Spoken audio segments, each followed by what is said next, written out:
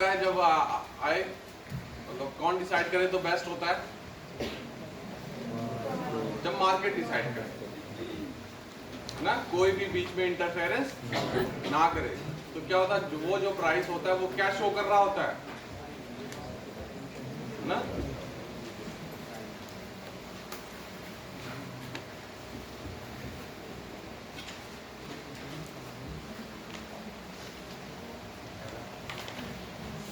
Supply और demand से के इंटरेक्शन से क्या आएगा, प्राइस आएगा। इसको फ्री छोड़ दीजिए।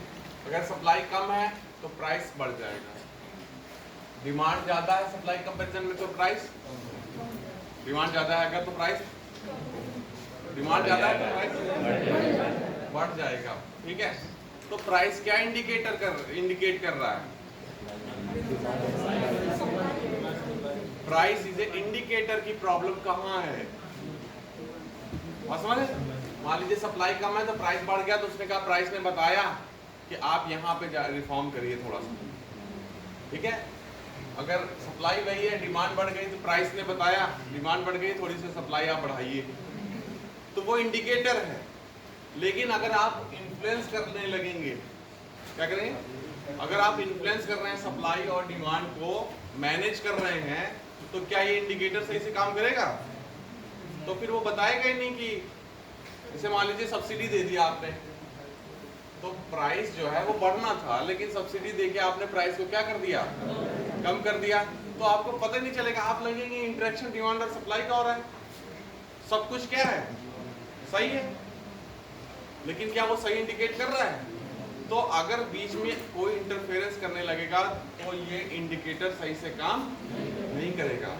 ठीक है, लेकिन कभी कभी मजबूरी पड़ जाती है कि यहाँ पे इंटरफेरेंस करना हो। ठीक है, तो अगर इंटरफेरेंस ना करने होगा तो पॉलिसी की कोई जरूरत ही नहीं है, तो मार्केट बेस्ड है ना। लेकिन पॉलिसी का मतलब क्या हुआ कि हम इंटरफेयर कर रहे हैं कि कैसा होना चाहिए, इंटरफेरेंस है यहाँ पे। तो ये देखेंगे कि एग्रीकल्चर में ऐसी क्या जरूरत पड़ी कि इंटरफेरेंस करना पड़ा, है ना। देखिए देखिए कि एग्रीकल्चर का नेचर कैसा है, एग्रीकल्चर प्रोडक्ट का,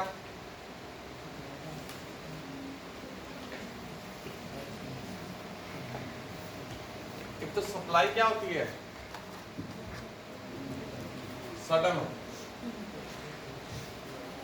सडन सप्लाई होती है ना, एक क्या है, फसल कटती है वो मार्केट में आ जाती है। दूसरा, हमारे पास जैसे कोल्ड स्टोरेज फैसिलिटी है, वो कम है। अगर जो फार्मर है एक जगह स्टोर करने लगेगा, ठीक है, एक जगह स्टोर करने लगेगा, तो अगर कोल्ड स्टोरेज फैसिलिटी नहीं है तो क्या होगा, अनाज खराब होने लगेगा, तो उसकी मजबूरी हो जाती है क्या, उसको बेचना। अगर बेचेगा, सब लोग यही सोचेंगे, तो उसके बाद सप्लाई क्या हो जाएगी, बढ़ जाएगी, और अपने आप ये मार्केट क्या करेगा। देखिए इसमें भी देखिए, अगर सडन सप्लाई हुई तो कभी कभी इंडिकेटर तो वो बताता है, क्या बताएगा, उस मोमेंट पे क्या हो रहा है, समझ रहे, उस मोमेंट पे क्या हो रहा है। लेकिन लाइफ मोमेंट से थोड़ा ना चलती है, वो तो लॉन्ग टर्म फेस है। तो ये इंडिकेटर के पास इतना दिमाग नहीं है कि वो सही से चीजें, है ना, लग सके। तो इसीलिए कभी कभी मैनेज करना पड़ता है इसको भी, चीजों को बताने के लिए। क्लियर है। तो यहाँ पे कुछ एग्रीकल्चर प्रोडक्ट की कुछ खास कैरेक्टरिस्टिक्स होती हैं जिसके कारण इन्फ्लुएंस करना क्या होता है, जरूरी हो जाता है। तो अब हम लोग देखते हैं कि ऑब्जेक्टिव क्या है प्राइस में।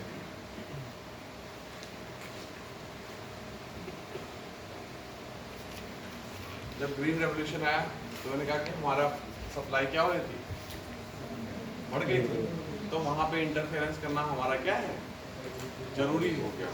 ठीक है, तो ऑब्जेक्टिव फर्स्ट क्या है,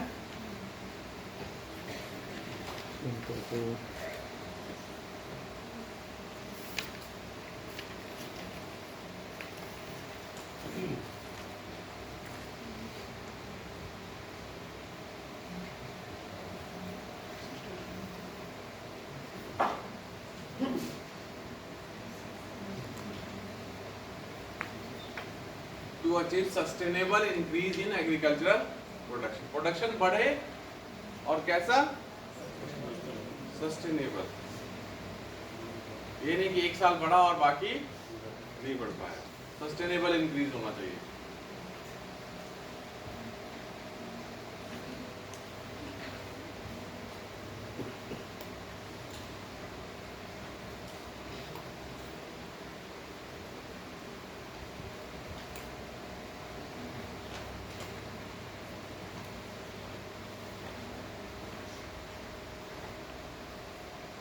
To provide income security to producer. Let's suppose production increase हुआ, ठीक है, और वो जब मार्केट में लेके गया अपना सामान और प्राइसेस क्रैश हो गया, तो उसका क्या कॉस्ट भी नहीं निकल पाई, तो क्या होगा? उसको लॉस हो जाएगा। जब लॉस हो जाएगा तो वो दोबारा प्रोड्यूस करेगा क्या? ठीक है, तो वहां पे इनकम सिक्योरिटी।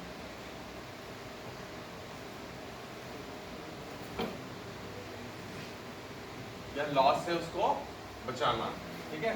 अभी मैं बताऊंगा प्रॉफिट दिलवाना कि लॉस से बचाना क्या ऑब्जेक्टिव होगा, ठीक है। आते हैं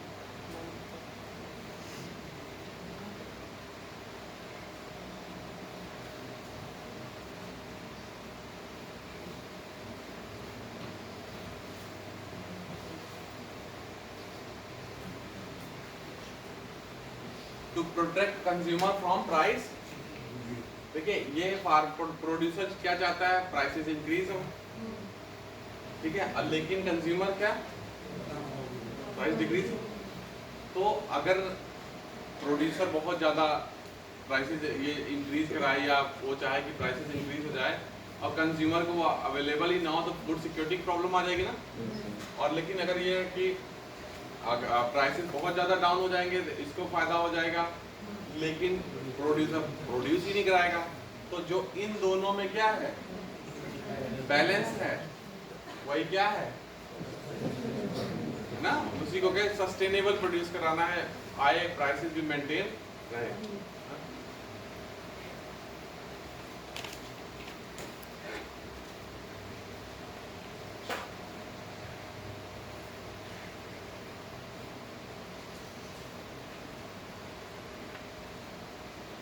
To ensure food security.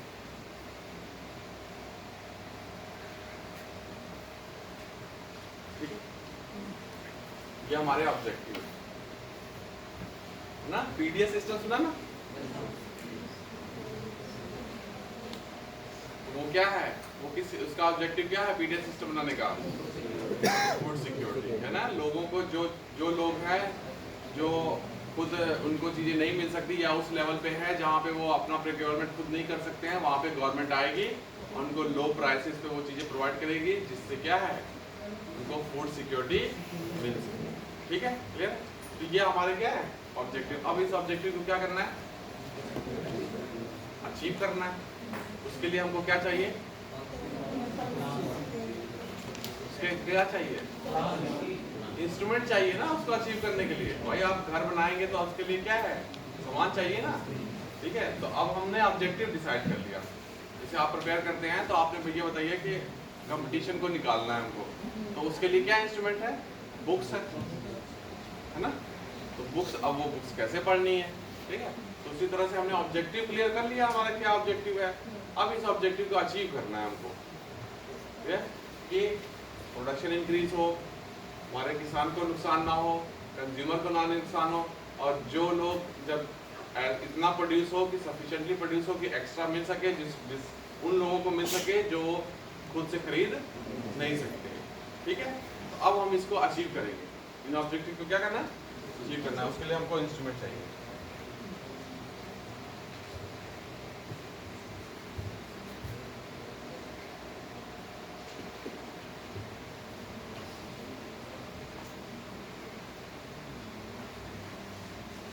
पहले मैं आपको मोटा मोटा चीज बताता हूँ कि कैसे एग्रीकल्चर मार्केट में होता है चीजें। देखिए,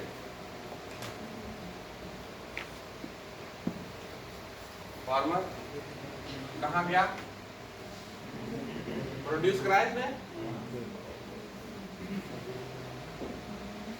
कहाँ लेके जाएगा? मार्केट।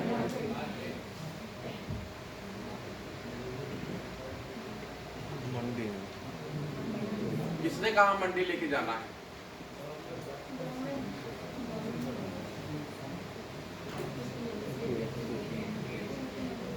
ठीक है। फार्मर बाहर नहीं जाएगा, फार्मर कहाँ जाएगा? मंडी में जाएगा। क्यों मंडी में जाएगा?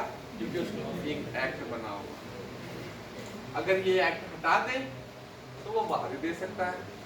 यही बिल है आपका, ठीक है। अब ये मंडी, यहाँ पे कौन आया?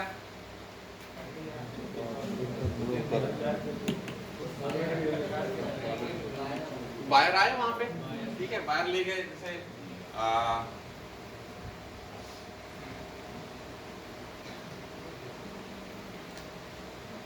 या कमीशन एजेंट जो होते हैं, अलग अलग नामों से जाना जाता है स्टेट। आए, खरीदा उन्होंने, फिर अलग अलग जगह बांट दिया, दुकानों पे बेच दिया।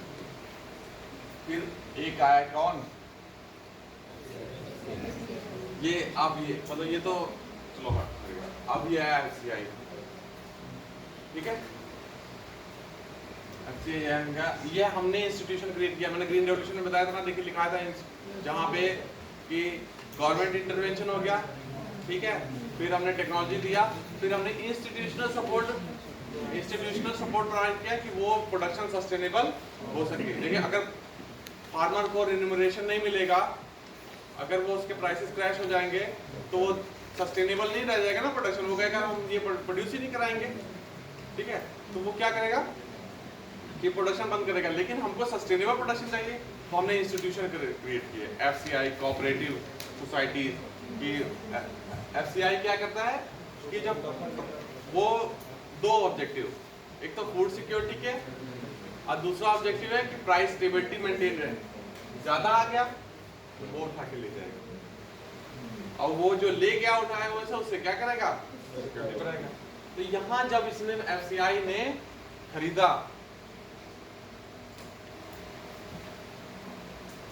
किस प्राइस पे, अभी मैं बताऊंगा।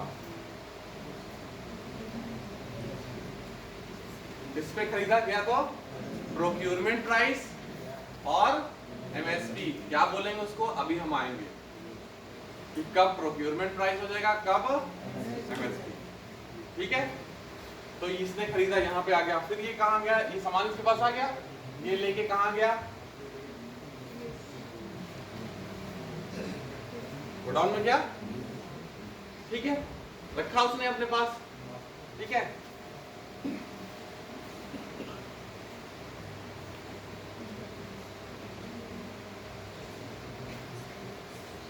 उसने किसको दिया? स्टेट्स को दिया। किस प्राइस पे दिया?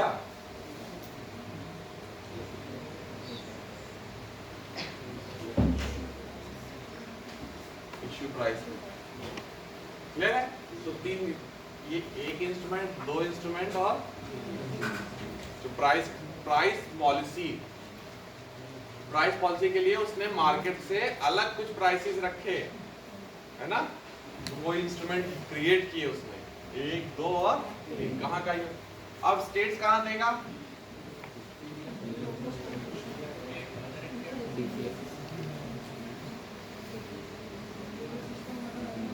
क्या कहते हैं? कोटिंग दुकान। क्लियर है? PDF। और यहाँ पे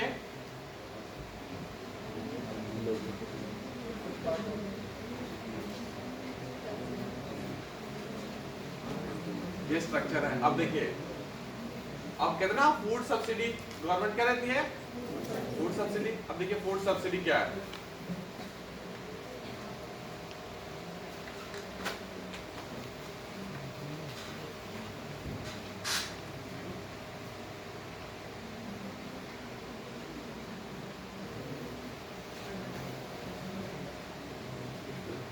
मान लीजिए इसने यहाँ पे खरीदा 10 रुपए में, लेट्स सपोज, ठीक है। कितने में खरीदा शेयर ने? 10 में। और स्टेट्स को कितने में दे रहा है? तो 8 रुपए किसने लगाए? सेंट्रल गवर्नमेंट का है। तो ये 8 रुपए क्या हो गए? सब्सिडी। खरीदा 10 में लेकिन दिया 2 में, तो 8 रुपए क्या हो गए? यही फूड सब्सिडी। ठीक है। तो यहाँ पे गोडाउन में रख रखाव का जो खर्चा आया है ना, और यहाँ से लेके आया, ट्रांसपोर्ट लेके आया वो, है ना, जो भी खर्चा हुआ है ना, तो वो सारे उसमें क्या है, इसका एडमिनिस्ट्रेटिव कॉस्ट आ जा रहा है, वो गवर्नमेंट उसको प्रोवाइड कर रही है। लेकिन नेट रिजल्ट ये देखिए कि जितने में खरीदा और जितने में स्टेट्स को दिया वो क्या हो गया, सेंट्रल गवर्नमेंट की फूड सब्सिडी, है ना। फूड सब्सिडी, जैसे आपका सब्सिडी डिफरेंट टाइप की कौन कौन सी गवर्नमेंट देती है बताइए? Fertiliser subsidy, electricity, interest rate सब कम करके देती है ना। लोन दिया 12% पे मार्केट दे रही है, हम 4 पे दे रहे हैं, तो वो भी सब्सिडी कौन दे रहा है? गवर्नमेंट। तो डिफरेंट सब्सिडी देती है, उसमें भी फूड सब्सिडी क्या है, एक कंपोनेंट है ना। यही जब देखिए, अब देखिए 10 में खरीदा 2 में बेचा, कंज्यूमर को कितना मिल रहा है? कम में मिल रहा है। तो मार्केट इंडिकेटर क्या हो रहा है? जो हमने प्राइस एक इंडिकेटर है, वो इंडिकेटर क्या है, गड़बड़ हो रहा है। जितनी ज्यादा सब्सिडी दे जाएंगे वो इंडिकेटर उतना ही गलत बताएगा। यही WTO की प्रॉब्लम है। WTO कहता है कि इंडिकेटर को खराब ना करिए, प्राइस को मार्केट बेस्ड होना चाहिए। मैं आपको जब वहां पहुंचाऊंगा, मैं WTO में जब देखूंगा क्या इश्यूज है, दोहा राउंड के क्या इश्यूज है, तो उसमें कहूंगा। लेकिन सिंपली जानिए क्या प्रॉब्लम है। WTO कहता है कि प्राइस को मार्केट बेस्ड, उसको खराब ना करिए, उस इंडिकेटर को, है। हम कहते हैं अगर इंडिकेटर नहीं खराब है मर जाएगा भाई ये, आप हमारी कंडीशन नहीं जान रहे हैं, बस है, बिना कंडीशन जाने आप बात कर रहे हैं, ठीक है, ठीक है। और आप भी ऐसे ही काम कर रहे हैं और हमसे कई गुना ज्यादा दे रहे हैं सब्सिडी, लेकिन उस सब्सिडी का नाम ही बदल दे रहे हैं आप, ठीक है। तो वो इश्यू हम लोग देखेंगे। हाँ, वहाँ मतलब डॉलर में करने के लिए बोलते हैं, रुपए के लिए नहीं, डॉलर रुपए नहीं है वो। मैं देखूंगा green subsidy, green box, blue box, amber box, वो बॉक्स का नाम ही बदल दे रहे हैं। ग्रीन बॉक्स में जितनी मर्जी सब्सिडी लीजिए अलाउड है। क्यों अलाउड है? क्यों? इंडिकेटर को गड़बड़ नहीं कर रही है। हाँ, क्यों? क्योंकि वो इंडिकेटर गड़बड़ नहीं कर रही। तो वो क्या कर रहे हैं, जो अलग बॉक्सेस में ब्लू और एम्बर में है, उसका एक तरह से लॉयर का काम कर रहे हैं कि बस नाम चेंज करके, है वही, नेचर वही है, लेकिन नाम चेंज करके क्या कर रहे हैं, उसको ग्रीन बॉक्स में डाल दे रहे हैं कि नहीं ये तो इसकी नहीं है, ये तो इसकी, ठीक है। वो वहां देखेंगे, क्लियर है। अब देखिए क्या करता है, स्टेट्स खुद भी सब्सिडी दे सकता है, तो वो उसका कंट्रीब्यूशन होगा, वो सेंट्रल गवर्नमेंट की सब्सिडी नहीं होगी। स्टेट्स ने कहा ये 2 रुपए आया, ठीक है, स्टेट्स ने कहा हम भी 1 रुपया देते हैं, हम 1 रुपए में बेचेंगे, तो वो स्टेट्स का कंपोनेंट हो गया, दे दे, कोई मतलब नहीं है, उसकी मर्जी है, ठीक है। तो वो स्टेट्स की भी सब्सिडी इन्फ्लुएंस करती है कि कोई स्टेट्स ने ऐलान किया कि हम भी सब्सिडी देंगे, इतने में जाएगी, कोई इसका पर्सनल मैटर है, इसके फाइनेंसिस पे डिपेंड करता है, वो दे सकता है, ठीक है, कि कितने उसके फाइनेंसेस हैं, ये आ जाएगा। तो ये हमारा एक मोटा मोटा स्ट्रक्चर है कि कैसे मार्केट काम करता है, ठीक है। अब देखिए, अभी इसी में थोड़ा सा मैं हल्का सा फार्म बिल कर लेता हूँ। अगर ये यहाँ पे जा रहा है, सप्लाई यहाँ ज्यादा हो जा रही है ना, या FCI ने देर लगाई यहाँ पे आने में, सामान पड़ा रहा, बारिश हो गई या वो हो गया, अगर इसको हटा दें तो ये कहीं और भी बेच सकता है। ये जहां ये बायर ले जाके बेचेगा, ये ना, ये जाके मार्केट में बेचेगा, ये यहीं में आ जाए बेच के, ठीक है। तो ये बीच में क्या हो जाएगा, गायब हो जाएगा। तो क्या है, इसको कंज्यूमर को भी बेनिफिट, इसको भी बेनिफिट, ठीक है। तो ये डायरेक्ट, इसमें हमने एक स्कीम जैसे चलाई थी E2016 में, क्या ऑब्जेक्टिव था, फार्मर और कंज्यूमर को डायरेक्ट मिलाना। इलेक्ट्रॉनिक प्लेटफॉर्म दे दिया, वो डाल देगा ये सीड की क्वालिटी है, ये देखिए यहाँ से ऑथराइज किया था, मेरे क्रॉप की क्वालिटी है, ये अथराइज्ड है, इतनी क्वांटिटी हम दे सकते हैं। कहीं भी दूर बंदा बैठा होगा कि हाँ ऑर्डर प्लेस, यहाँ से इसने ट्रक में लोड किया, वहां पे चीजें पहुंच गई, बीच में ये गायब। क्लियर है? हाँ, एक ये बस एक। तो जब यहाँ पे ये मिल जाएंगे, इसको भी फायदा और इसको, क्योंकि इसका जो फायदा गया था वो दोनों में डिस्ट्रीब्यूट हो जाएगा और चीजें सस्टेनेबल होंगी। अगर कैसे सस्टेनेबल, ये बीच में अगर क्या है कि हमको ज्यादा चाहिए या मोनोपोली क्रिएट करने लगे तो बहुत दिन तक चल नहीं पाएगा, या जब ये आपस में इंटरेक्ट करेंगे तो इसको पता लगे क्या चीज प्रोड्यूस करनी है क्या नहीं प्रोड्यूस करनी है।